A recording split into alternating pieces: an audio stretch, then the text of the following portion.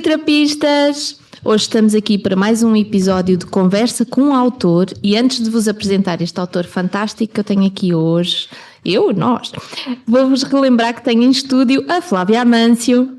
Olá! A Flávia Castro. Oi! E o nosso autor de hoje é o Caetano Romão. Oi, Caetano, muito obrigado por estares aqui connosco. Olá, pessoal, é um prazer imenso estar aqui com vocês. Eu vou apresentar-te brevemente, Caetano, só contar que tu nasceste em Ribeirão Preto, em 1997, que é aquele momento em que eu fico sempre, oh meu Deus, como é que se pode ser tão jovem, escrever tão bem, dá um pouco de raiva. Vivo em São Paulo desde 2015. É doutorando em Teoria e História Literária pela Unicamp.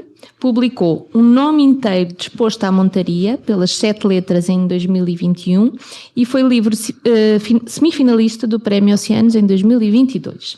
Hoje estás aqui para falar connosco sobre Escreva o Seu Nome no Arroz, que está editado pela Fósforo.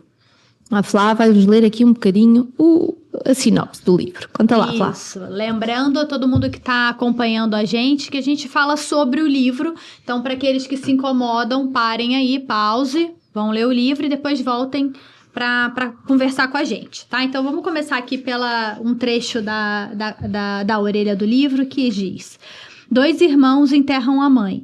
Eles fecham os olhos da morta com a ajuda de uma colher, o fazem em respeito ao cadáver, não se pode tocar no que começa a descida ao escuro.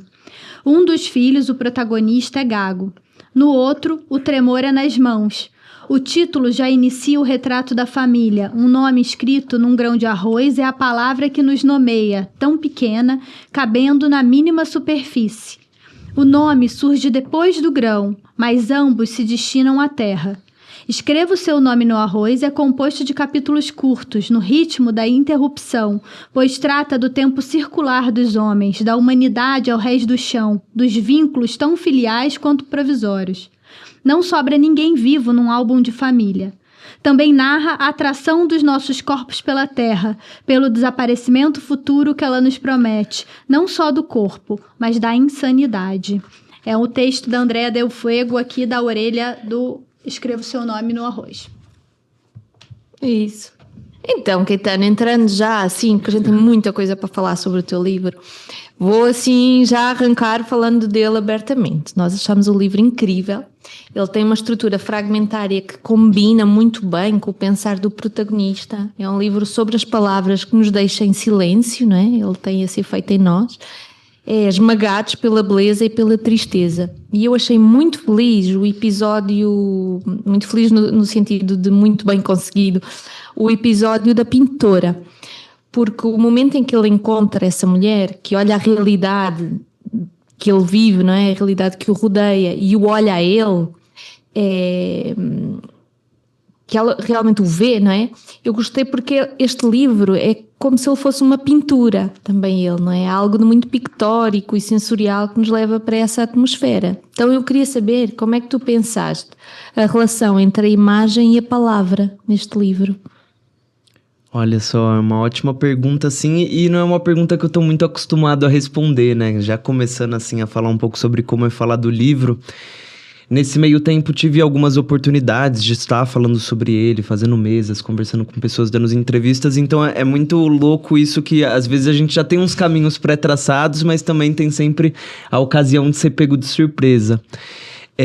Sobre a relação entre escrita e imagem, agora improvisando, né, uma resposta que eu nunca respondi, eu penso que tem algumas coisas. Por um lado, eu não sou um autor que descreve muito exaustivamente imagens, né? Eu não me acho tão visual, assim, porque a gente, antes de começar a gravação, tava falando de não ter a foto dos irmãos na capa, que era uma outra opção. Sim. Sem ser a do gato. E tem isso, assim, os personagens não têm muitas descrições físicas, os ambientes não têm muito essa descrição de elementos, de objetos. Então, para mim, a imagem, ela interessa na medida em que ela é meio evanescente também, justamente para ter uma porta de entrada maior para o leitor, assim. Então, que seja uma imagem capenga, fragmentária, faltante, assim, meio sem nitidez, justamente para que o leitor seja convocado a compor esse livro comigo no que diz respeito a essa visualidade, assim. Então, essa casa, ela aparece pra mim sempre muito esfumaçada. Eu não sei direito qual que é a cor dela, quais são os móveis, mas isso pra mim é algo interessante que eu usei como um motor justamente de... Tá, agora o que eu escolher detalhar, o que eu escolher descrever vai se sobressair. Então, num contexto em que tudo, de alguma maneira, perde um pouco a consistência e a nitidez, assim. E aí, enquanto eu tô respondendo, eu lembrei de uma entrevista muito boa de uma autora que eu gosto, que é a Elvira Vinha. Não sei se vocês... Sim. É incrível, espetacular. Maravilhosa. E tem uma gravação dela em 2017, eu acho, no Segundas Intenções, que é um programa que o Manuel da Costa Pinto apresenta com grandes autores aí da literatura brasileira. E aí ela tá falando sobre tipos de memória, assim. E como ela usa isso no processo de criação dela. A partir de um livro do Paul Ricoeur lá, que é um filósofo, historiador francês. E aí ele vai elencando vários tipos de memória e vai hierarquizando ela, né? Como um historiador, qual que seria mais fidedigna, mais autêntica, mais exata. E até a memória que seria, de alguma maneira, menos confiável, né? A mais trapaceira, a menos, enfim... a menos passível de ser utilizada como uma fonte fidedigna, né? Para um historiador. E aí ele tem lá a memória documento, a memória arquivo, e aí a pior para ele é a memória imagem. E eu falo, eu concordo com tudo que ele disse, só que pra mim é tudo o contrário. Então o que ele diz que é a pior, pra mim é a melhor e vice-versa. E a imagem, memória, é justamente essa que a gente não sabe de onde vem. Que ela vai falar de um outro escritor lá, que eu não... Eu acho que é o Rufato, que tem uma... Ela comenta, assim, que tava conversando com ele, tem uma fotografia de infância que tem uma mão no ombro dele. Ele não faz ideia de quem está ali, que o retrato cortou, é ele criança e uma mão ali, e um vulto, assim. Então, é justamente essas imagens que são completamente evanescentes, enigmáticas, faltantes. E aí, eu acho que vale muito trazer essa anedota que a própria Elvira fala da infância dela, porque para mim me orienta muito no meu pensar a literatura. Que ela vai falar da infância dela ali no subúrbio do Rio de Janeiro, bem criancinha, e que ela um dia foi na casa de uma amiguinha e vê do edifício ser jogado um colchão. E ela fica muito impactada por aquilo, assim, esse colchão, essa imagem que persegue ela muitos anos depois desse colchão sendo jogado. E ela chega em casa e não fala pra mãe, porque ela fala, minha mãe não vai me deixar mais brincar nesse lugar, gente fuleira, que joga coisa pela janela, etc e tal. Só que no mesmo dia, ela vê no noticiário que uma noiva no bairro se matou. E aí, algum tempo depois, ela entende que o que ela viu não foi um colchão. Foi uma noiva. Só que como ela era uma criança muito pequena, ela não tinha uma estrutura imaginária, uma estrutura, digamos, simbólica pra imaginar que sempre poderia ser um corpo. Puta que pariu, né? Uma mulher, uma noiva, eventualmente se joga pela janela, assim. Então ela viu um colchão, depois ela entende que o que ela viu muitos anos depois foi uma mulher, e ela fala, pra mim a literatura é isso, você tem que ser gentil e dar conta da Elvira criança e da Elvira adulta, assim. Nossa, e é legal. O colchão e a noiva ao mesmo tempo. Então, pra mim, a imagem me interessa nesse lugar completamente paradoxal, e sem nitidez, sem consistência, sabe? Nossa, que muito legal. Muito. E eu tô me lembrando de alguma imagem que eu li no seu livro que tem um colchão enterrado. Não tem? Ou eu tô um pão, talvez. Sim, tem. Pão, Não, achei que era um pão colchão. Parece que é o bebê, né? O pão... Não, tem o enterro do pão, mas eu achei que era não sei, eu vou procurar depois, que agora eu fiquei... Tem um colchão de pé. Tem, de pé? Um colchão de pé. Isso aí, esse colchão. Quando você falava, eu só pensava nele. Sim. Essa imagem ficou pra mim... Caramba, que interessante. Eu vou achar ele aqui depois. Se vocês estiverem falando. Colchão de pé, isso aí que eu lembro. Porque, Caetano, a solidão parece um personagem no livro, né? Ela está presente o tempo todo. E aí eu vou destacar um trechinho aqui, na página 44. Compramos os assuntos da comida e meu mano cedeu a alguns dos meus caprichos. Queria porque queria uma vassoura nova. Escolhia a mais linda, uma de cabo listrado em verde e amarelo. Vai ficar uma beleza junto com as outras. E eu fiquei pensando na sensação, né, que, de fato, era preciso comprar assuntos. porque eles não surtiam, eles não saíam de graça. É como se eles precisassem extrair de fora do convívio deles, porque aquele convívio era muito solitário para os dois. Né? Por isso que eu digo que começo a minha pergunta falando que que eu percebi como se a solidão fosse de fato um personagem. E queria que você comentasse um pouquinho sobre isso, sobre esses assuntos comprados de fora. Eu achei muito, muito bom. Olha, muito legal, assim, porque eu tô amando as perguntas, porque estão me botando aí pra jogo, assim, de ter que pensar, assim, pra além do script, né? Ser pego de surpresa.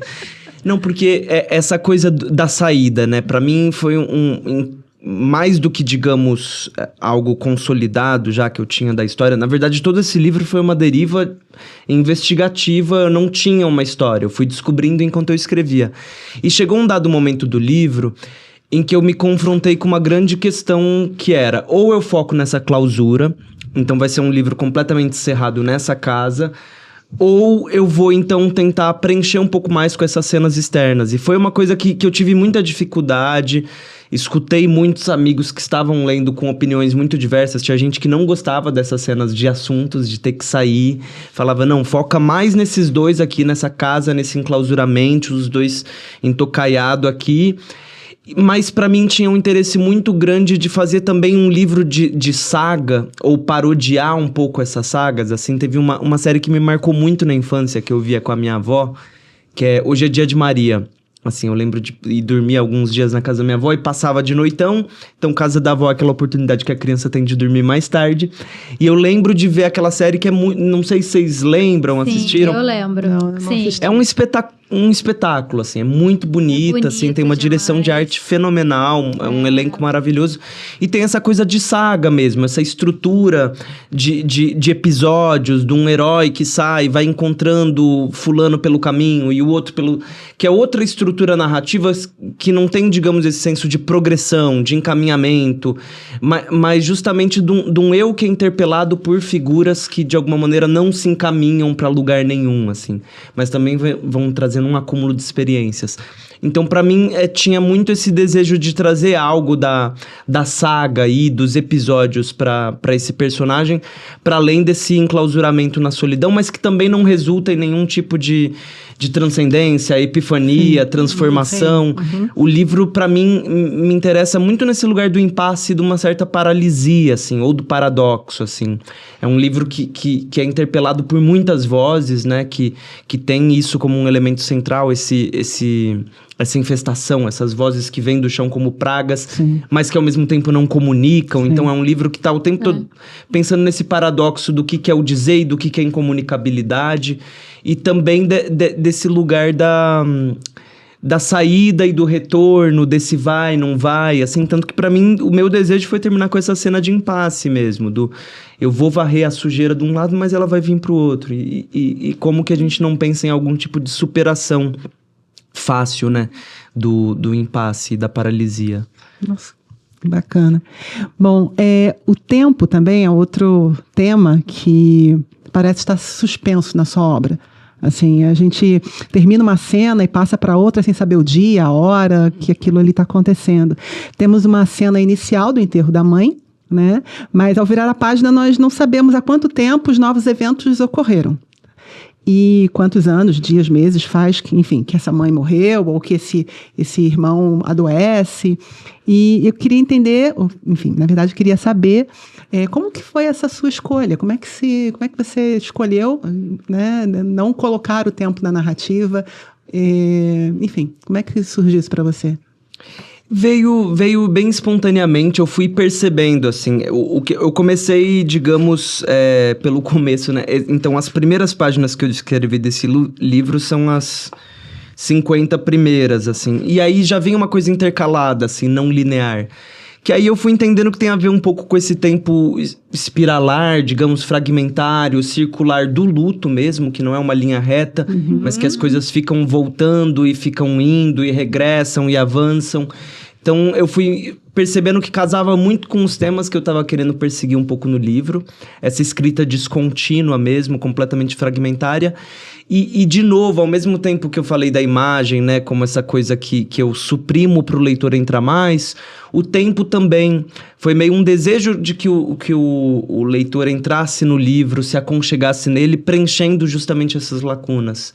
De quanto tempo se passou, mas em que época se passa isso também? Porque eu tento retirar ao máximo elementos de referência convencionais, digamos, né? A gente sabe que tem um automóvel, a gente sabe que, por exemplo, tem uma hora que um dos poucos vestígios, né, de marca temporal que eu dou, que o livro não se passa há tanto tempo assim, é uma música do Tim Maia, né? Que eles estão ouvindo lá no carro e falam, uma música sobre esperar a semana inteira.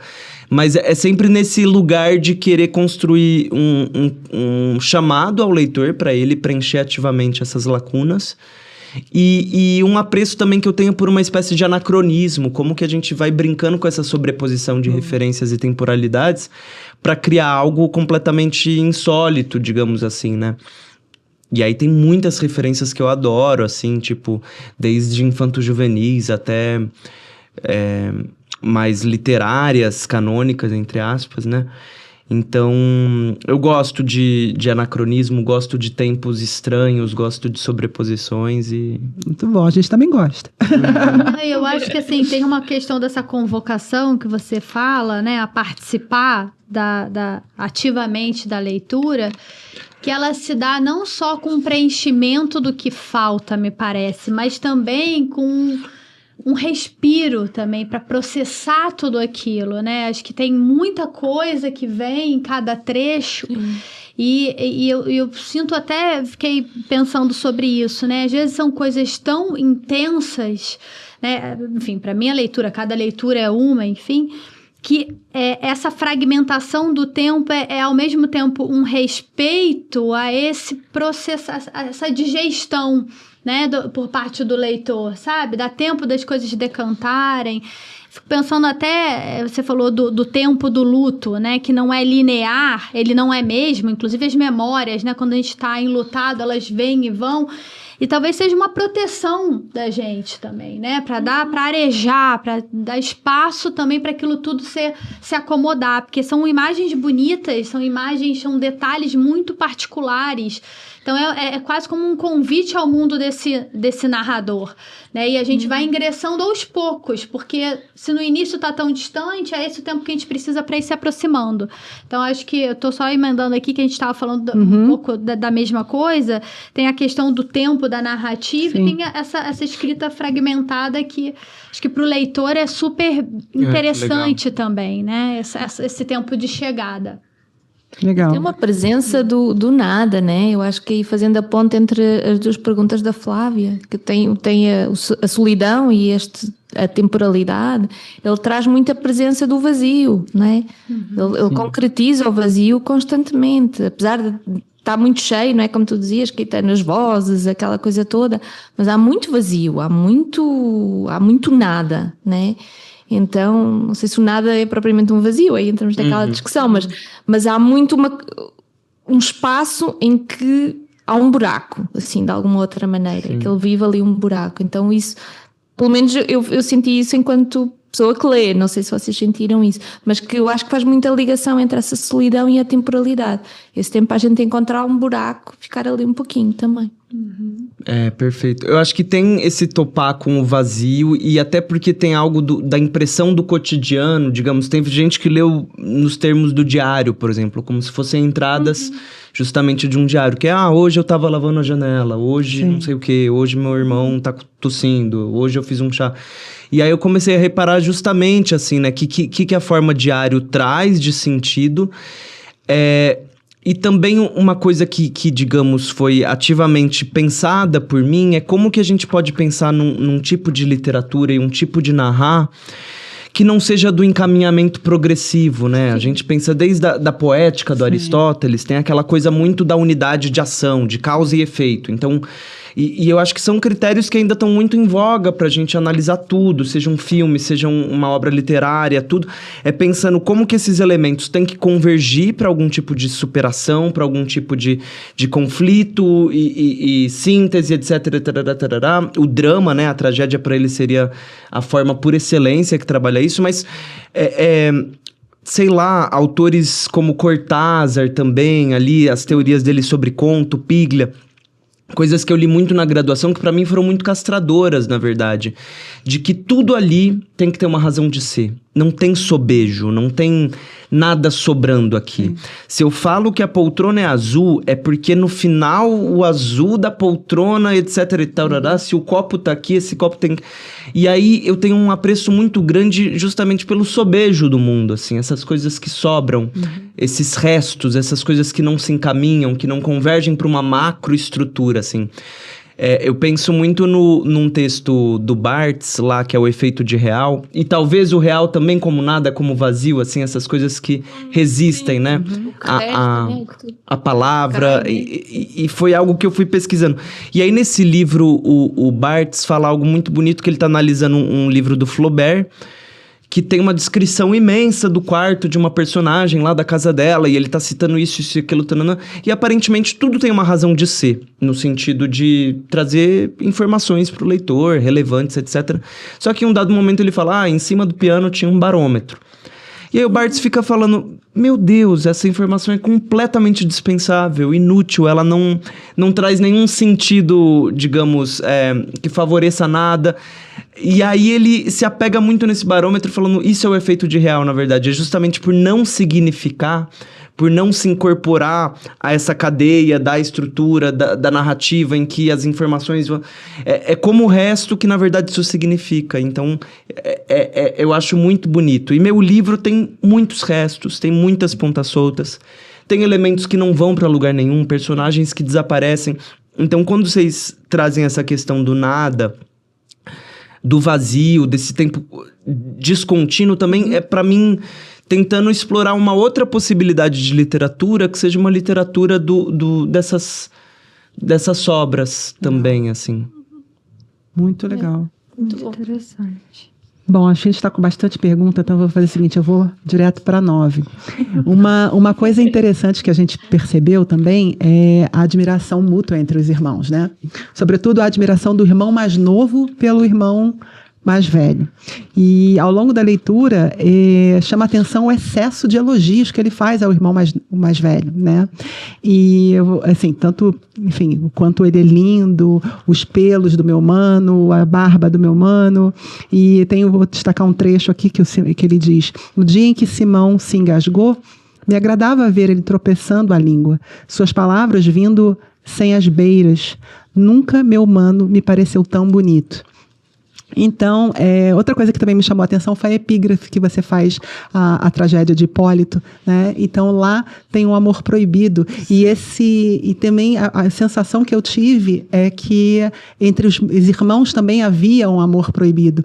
Então, a gente pode pensar que entre esses irmãos havia esse amor? Olha, isso é uma pergunta que eu acho muito interessante, assim, porque é algo que intencionalmente eu deixei no livro, essa questão do incesto como um tema latente, sem explicitar muito e sem resolver isso, né?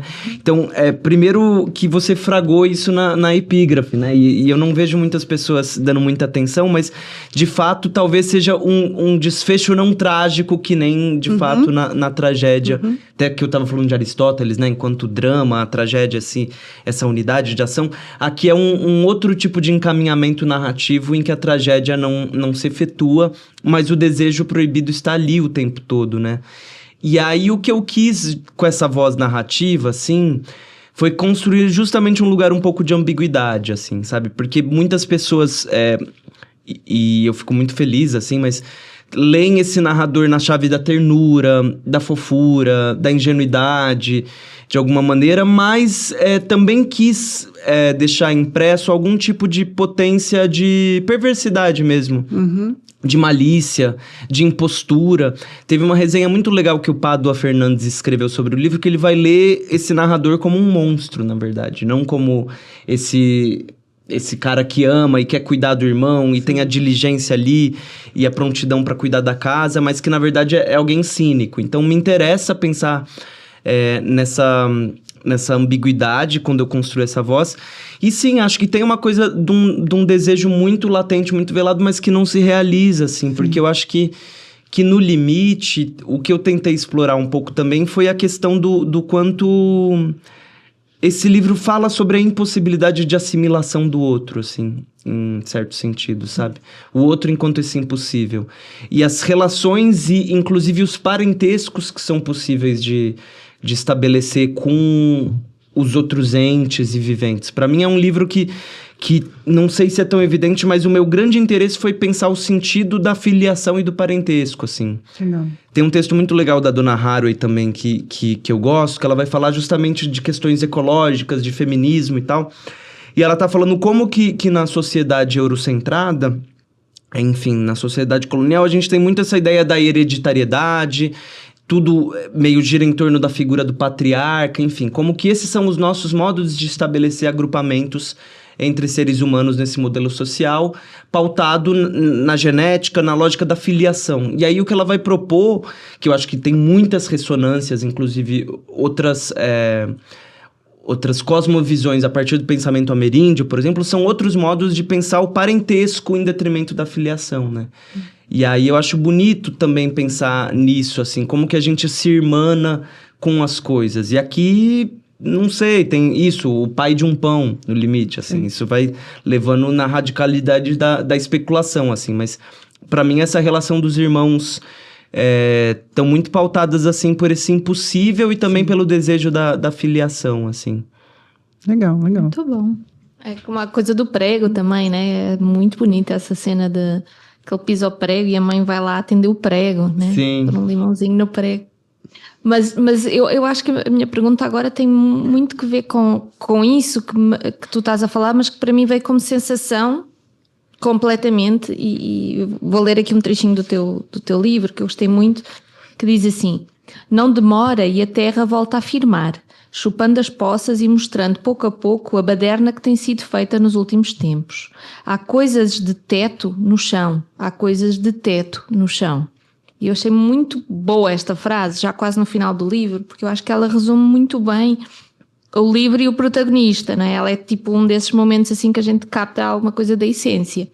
Porque ele dá uma sensação que é um protagonista que está sempre a ir além, não é? Ou seja, ele vê, como aqui estava a ver aqui a cena do buraco da fechadura, não é?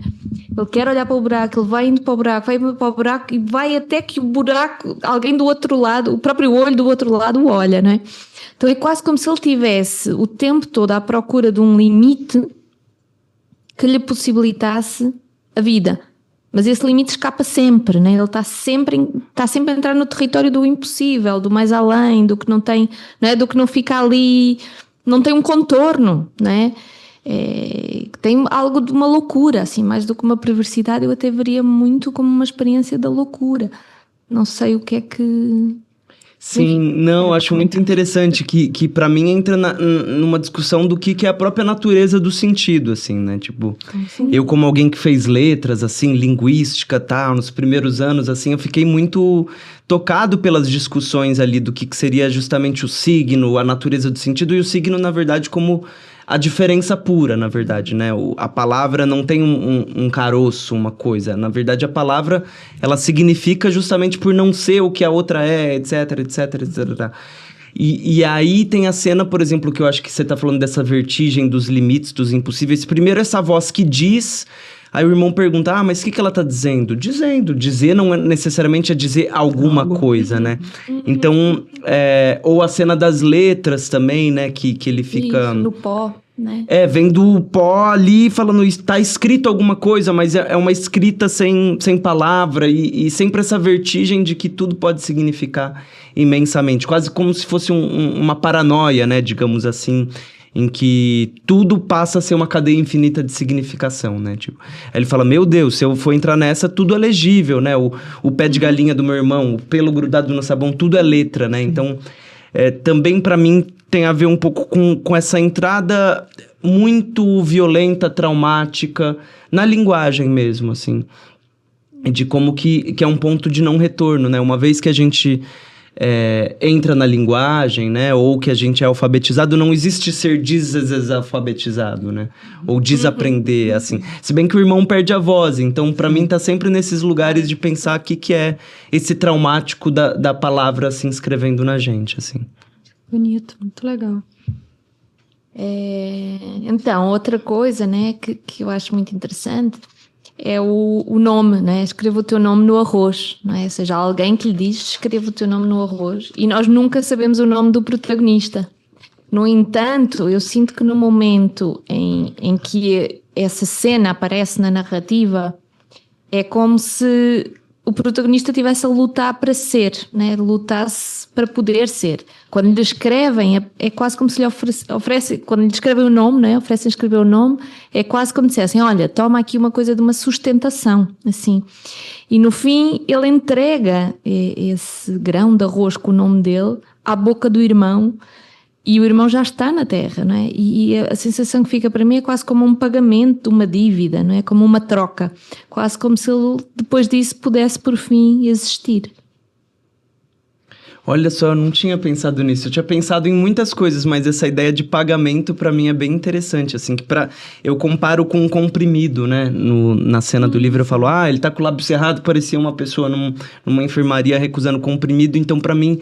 Me vinha muito esse desejo ali, completamente delirante do narrador de propor algum tipo de cura, ou de plantio mesmo, assim. Mas essa ideia do como moeda faz muito sentido até pela cena do pôquer, né? Então esse momento que o nome passa a ser uma instância de negociação, assim. Muito interessante. Sim, senti muito desde... Diz. Não, eu tava pensando, porque é curioso, meu outro livro também tem nome no título, que chama Um Nome Inteiro Disposto à Montaria, e aí calhou desse ter nome, assim. Então, uma vez me perguntaram, assim, qual que é a tua com nome, né? Por que essa palavra, por que te interessa? E eu lembro que eu não consegui muito responder bem, eu acho que eu também não vou conseguir agora, mas de fato tem algo no nome que me interessa muito, que é pensar justamente...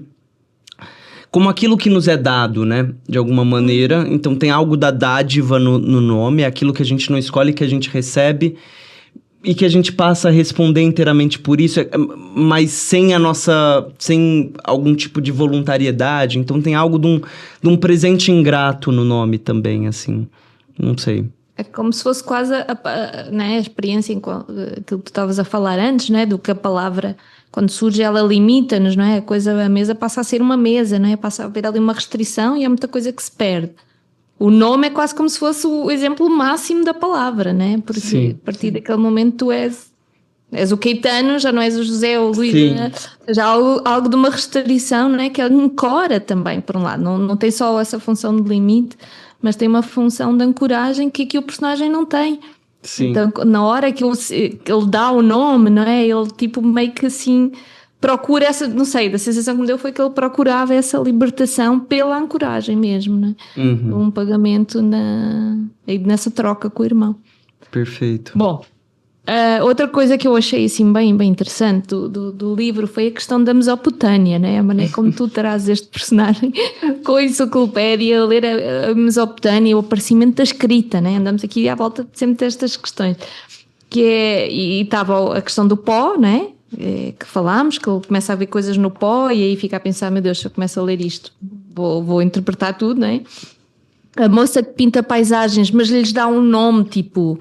Exílios, ou, né? Os Exílios não eram as paisagens, era outra coisa que ela... Mas pronto, são nomes que ela traz que dão um sentido ou outro às coisas. E que lhe faz o retrato, né? Então eu fiquei a pensar muito se este livro não é também uma reflexão tua sobre o limite entre a loucura e a arte. Né? Ou seja, porque ele está sempre ali naquele, né? Este protagonista, eu sinto que ele está sempre ali à procura e as coisas vão-lhe surgindo nesse oferecimento em que ele tem um dizer que é poético e esse dizer poético o salva de uma loucura. Né? Faz sentido? Faz, eu não tinha pensado nisso, assim, porque a coisa da Mesopotâmia e da pintura, pra mim, veio num lugar mais de deboche, assim, de construir algum tipo de situação hilária, assim.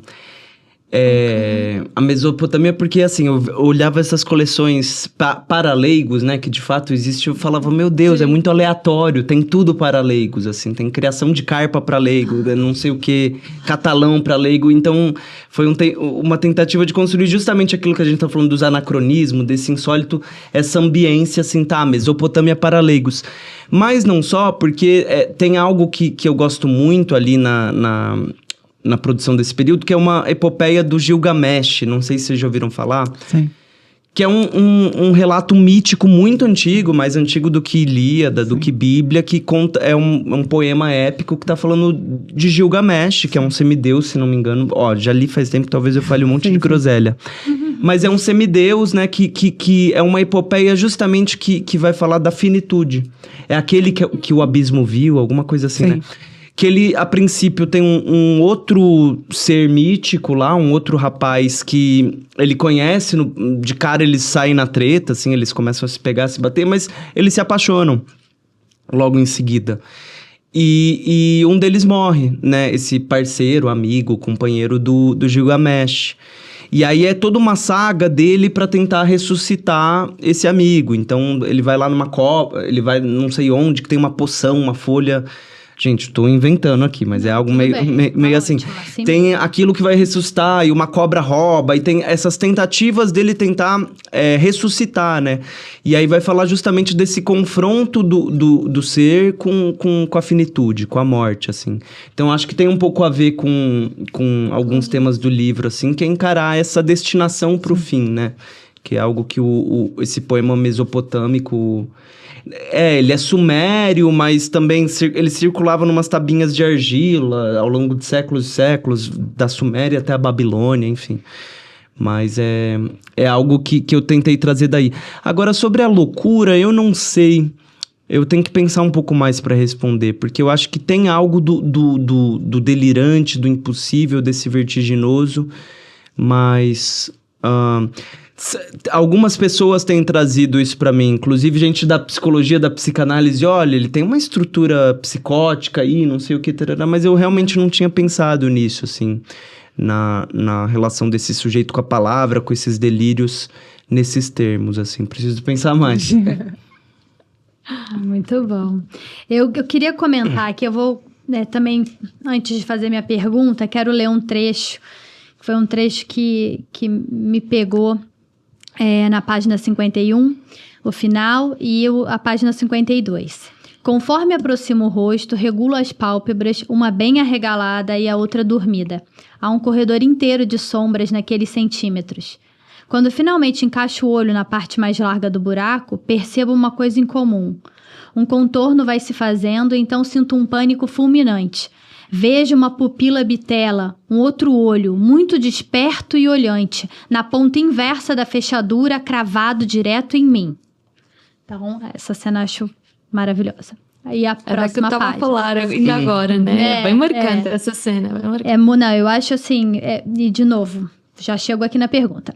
Página 52. É mentira o que eu acabo de dizer. Na verdade, o que vi foi a mesma moldura de sempre recortando o quarto. Os pés da cama e ao fundo um cabide vazio pendurado na maçaneta do armário. Mas aquele cenário, ferrolho estreito, a luz da tarde chupada entre as cortinas, o cabide parado e sem musculatura, me produziram tal efeito que é como se tivesse sido assim. Me deu um dó, um súbito do tipo, olha só, eu que vim ver, fui visto. Um minuto de silêncio para isso, para a gente processar tudo isso. Mas o que eu queria dizer é o seguinte, na página 51, que é essa que eu acabei de ler, a última frase é desmentida pela página seguinte, né? Como se a gagueira do personagem, é uma característica dele que logo a gente sabe nas primeiras páginas, fosse também um ir e vir de ideias e detalhes e fragmentos de mundo que não necessariamente se completam, pelo contrário, se opõem, dificultando a composição de um sentido único para as experiências. No centro do sentido está esse olho que veio ver e no susto foi visto. Minha pergunta para você enquanto escritor, né? Enquanto alguém que está vivendo e convivendo com esse narrador durante muito tempo. Escrever é, de repente, ser visto? Olha só.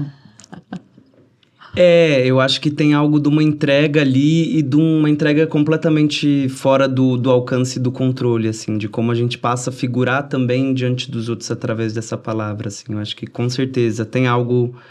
Eu acho que a escrita tem muitos jogos de visualidade mesmo, assim. Acho que tem algo do voyeurismo também, sabe? De se saber visto, do ver... intocado, acho que tem tudo isso, assim, mas você falou da gagueira, eu achei muito bonito de tentar ver isso na forma, para além da fala do personagem, mas como é um sentido e uma composição que tá vacilando, né? Também, eu não tinha pensado nisso, mas é muito interessante, assim, porque o que eu fiquei pensando da gagueira, assim, nos sentidos dela, né, desse personagem que fica... vacilando, digamos assim, com a palavra, é um sentido de adiamento mesmo, quase como que uma relutância dessa palavra terminar, porque tem algo também que eu fui tentando construir no livro, assim, porque no final chega às águas, né? A catástrofe acontece, tem essa cidade que tem toda a economia baseada no extrativismo de ferro ali, toda essa questão da mineração, a mina que desaba, e eis que num dado momento do livro, muito sutilmente, chega essa catástrofe, tudo alaga. Então, eu vinha num momento que eu acho que todos estamos muito afetados, né, por essa coisa do diagnóstico, do fim, né, da catástrofe como algo que se anuncia no horizonte, assim. Então, eu ficava pensando em modos de pensar a vitalidade, de não se, digamos... não se mortificar ante ao fim anunciado. Então, eu também pensava a gagueira um pouco nesse lugar de uma palavra que adia o seu próprio fim diante de um cenário em que a destruição está posta e anunciada, sabe? Eu acho que eu fugi um pouco, mas foi um link mas é para fugir assim mesmo. Acho que a gente está aqui para isso. Eu acho que sim, é muito interessante. Eu acho que essa cena... ela me parece... esses fragmentos do livro, né? Da forma como ele está escrito, me parecem fractais, sabe? Que, assim, você tem um livro inteiro em que as partes dele reproduzem um tanto dele como ele inteiro, né? Não sei se está sendo claro isso. E essa coisa do ver e ser visto me pareceu especialmente interessante tanto para o narrador quanto agora nessa conversa que a gente está tendo com você, né? Em que em vários momentos você fala assim, caramba... isso eu não tinha pensado. Eita, isso daqui eu pensei mais ou menos... Sim. Porque, de repente, você precisa lidar com essa coisa que é o outro te olhando e, de alguma maneira, você se olhando a partir do olhar do outro, Sim. né? Então, tem uma surpresa aí, tem um susto, tem um significado que aumenta, né? É aquilo que você falou, a gente vai vendo, vai acumulando essas visões e é impossível desvê-las, né? De alguma maneira. Mas, enfim, achei muito interessante isso no livro. O livro tem um tanto disso pra gente enquanto leitor, né? A gente observa aquela coisa, e no segundo momento você observa uma nova coisa, mas que talvez ressignifique aquela que a gente tinha acabado de observar. E aos poucos a gente vai adentrando nessas hesitações, nesses tempos, nessas pausas, nesses prolongamentos de falar a palavra, a gente vai entrando no mundo deste narrador. É assim que a gente vai empatizando, incorporando ele. Eu não sei se as meninas também ficaram com essa sensação. Mas, enfim, até a pergunta seguinte aqui, que tinha a ver com essa, era como tem sido essa recepção do livro e as leituras que você tem recebido? Como você tem acomodado? De que maneira muda a sua visão sobre o seu próprio livro ou não? Enfim, queria que você comentasse um pouco isso. Olha, eu tenho ficado muito feliz, assim, tá sendo muito prazeroso, assim, porque tem muito escritor que fala, não, eu escrevo pra mim, a escrita é comigo mesmo e a publicação é consequência, tarará, tarará. Não, eu escrevo com um desejo muito assumido de ser lido, de que essa troca se efetive, de quero escutar o que as pessoas têm a dizer, quero, sim, escutar as opiniões e as leituras, então eu tenho ficado... muito, muito agradecido mesmo, assim, pra mim, inclusive, é um prazer imenso estar aqui, assim, realmente vocês estão trazendo coisas que eram inimagináveis pra mim, então é sempre nesse lugar de surpresa mesmo também, assim, é muito... a gente realmente se depara com esse lugar de que a obra, ela é descontrolada, a obra, ela é pura deriva, a gente não tem controle... a nossa intenção constrói algo, algumas pessoas percebem, mas às vezes a mesma cena que você construiu pode ser lida de uma maneira radicalmente inversa, assim. Então, isso pra mim é maravilhoso. E eu tenho escutado leituras muito inesperadas, assim, ou que me satisfazem num negócio do tipo, ai, que legal que alguém reparou nisso, porque eu quis colocar isso por algum motivo, assim, a Mesopotâmia ou o Hipólito, sabe? Tipo, coisas que até então algumas pessoas não tinham dado muita atenção, mas sempre alguém, isso também é muito legal, assim, sempre alguém vai ser tocado por uma coisa diferente, assim. Sim. Então, tem sido uma recepção muito gostosa de poder ver esse livro pela boca dos outros também, assim. Ai, que bom. Inclusive nas críticas que fazem, eu acho muito interessante, assim, muito produtivo escutar pessoas que falam, não gostei tanto, isso não me pega, longe de querer construir um lugar unânime, né, de, minha obra, não sei o que, não, pelo contrário, mesmo quem não gosta, ou que tem alguma crítica, ou que, enfim, não se tocou pelo livro, também me interessa muito escutar, sabe? Muito bacana. E seus projetos? Fala um pouco pra gente, seus projetos futuros que estejam em andamento agora.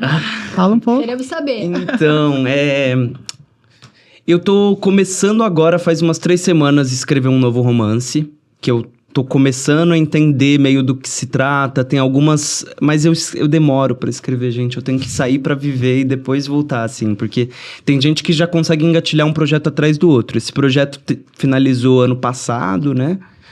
E aí, toda a publicação dele foi em maio agora, então eu tô ainda vivendo esse filhote aqui, sabe?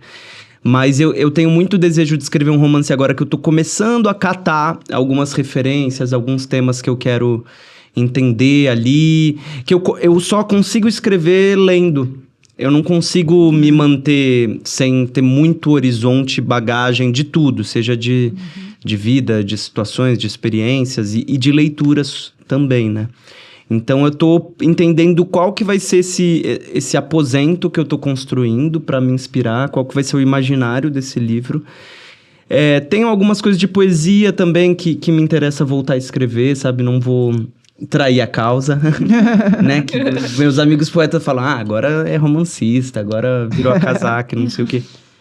E tô me arriscando pela tradução também, tô com um projeto com uma amiga de começar a traduzir algumas coisas de poesia latino-americana.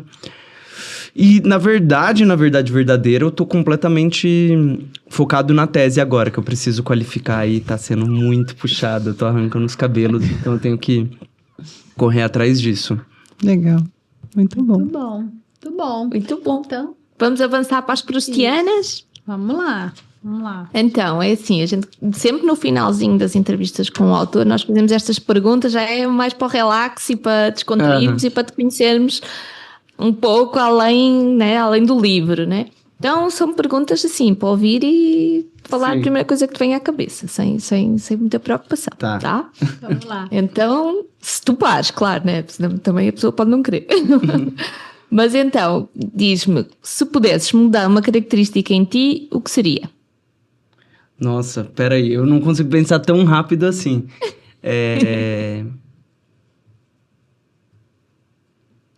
Não, mudaria muita coisa, não é por falta de coisa pra mudar, deixa eu pensar. Eu queria ter mais facilidade pra acordar cedo. Muito bom. Eu sou um pouco preguiçoso. Que atualmente, assim, eu queria mudar minha preguiça. Não, muito bom, é bom. A gente fica falando isso aqui, mas eu queria ver se um dia eu vou rebater a pergunta. Eu falar, Raquel, então, e você? Qual a sua característica em si que seria? Porque é difícil a gente pensar assim rápido. Qual considera ser a sua maior conquista?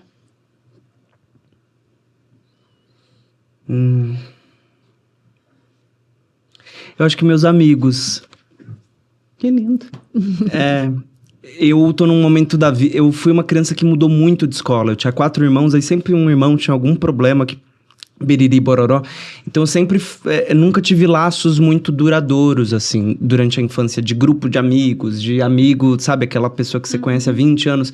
Sempre me faltou isso, mas agora eu tô num momento da vida que eu me vejo cercado de gente que eu amo, gente que eu acho linda, gente que eu admiro... Gente que eu amo estar ali para elas, que estão ali para mim quando eu preciso. Então, eu acho que o maior patrimônio, por falta de palavra melhor ou maior, que eu tenho hoje em dia são os amigos E pra mim é o ápice da realização, assim, mas mais até mesmo do que no amor, assim, pra mim a amizade é algo que eu prezo e que me encanta. Eu acho que na vida adulta também tem essa coisa da escolha, né? Você consegue escolher mais conscientemente. Isso é legal Sim. também. Né? Na infância, você às vezes tá lá naquele grupo, é aquele É o grupo. que tem pra hoje. Exato. Sim, sem dúvida. Vamos lá. Se você morresse e voltasse uma pessoa diferente ou uma coisa diferente, que coisa ou pessoa seria essa? Em qualquer época. Olha aí o tempo. Qualquer época. Ai, eu não sei, eu acho que ser um bicho deve ser legal.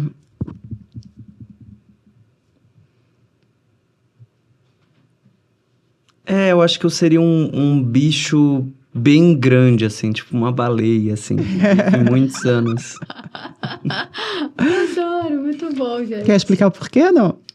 Não sei, eu curiosa. acho que ela deve, não sei, ser aquela massa ali, eu acho que ela deve ter acesso a muitas coisas que a gente ainda não tem, sabe? Ela me parece um bicho que sabe de muito segredo. Legal. É isso, gente. Caetano. Muito obrigada. Foi ótimo. Eu adorei, gente. Prazer. Eu que agradeço. Foi um prazer Adoramos. imenso, assim, conhecer e Prazer escutar o foi livro, nosso. assim, muita surpresa boa. Te acompanharemos agora Sim, nas suas próximas sim. empreitadas. Claro. Estaremos lá à leitura. Estaremos de olho. Muito obrigada. Eu que isso, né, agradeço, gente.